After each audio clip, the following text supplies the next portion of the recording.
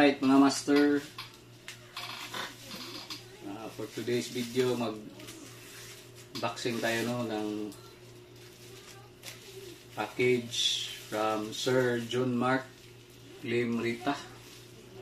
So medyo late na po yung unboxing natin, okay, medyo busy. So ito pala ay isang rod, fishing rod na napanalunan natin kay Sir John Mark. So, shout out Sir John Mark, maraming salamat. So, according sa kanya kasi kailangan daw kuan unboxing video. So ito pala ay ang bagong model ng Kapong 702 Gen 4. So, matanggal natin itong pinangarap na magkaroon tayo, kaso ngayon lang tayo pinalad na ngayon lang tayo iswerte manalo sa raffle. So, kung bilhin natin to is medyo may kamahalan din, no? Kaya buti na lang nanalo tayo, so mayroon na tayong bagong magagamit, bagong inspirasyon para mag-fishing ulit. Shout out dyan sa mga kasamahan natin sa fishing club, Sure Game Anglers, SGA, Iligan City. Shout out sa mga busing natin dyan. So meron tayong 702 na second edition, kaso may konting issue na siya. Bali po ang kanyang tip, tsaka pina-repair na po natin sa ating kasamahan sa fishing. So ito po siya guys, bagong bago,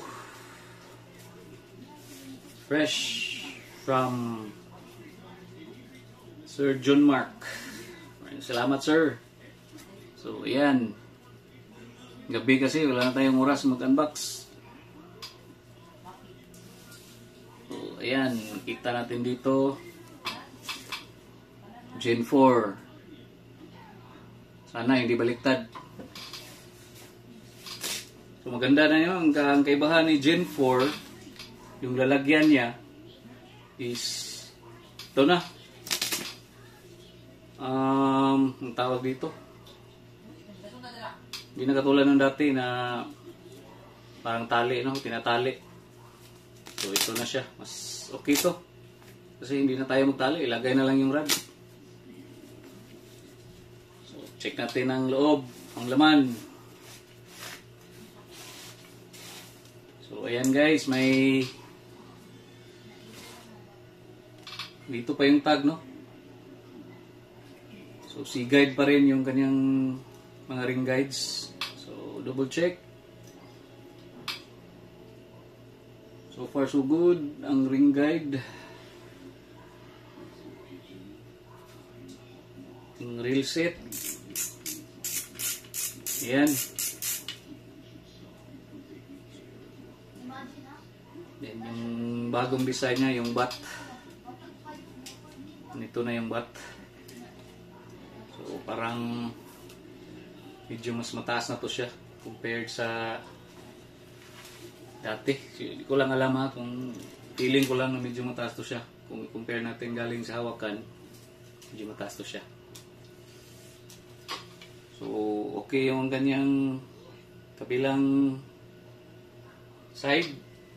So check naman natin yung hindi ko mahulog.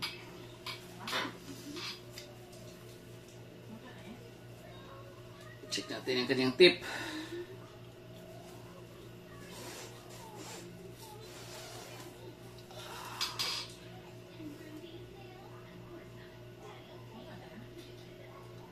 So far, wala namang na-disalign. Safe na safe naman kasi naka-tube naman kasi yung pagka balot. So safe na yung rod unless may defect talaga before gipadala. Alright. So, ayan. Mayroon na tayong magagamit na bago.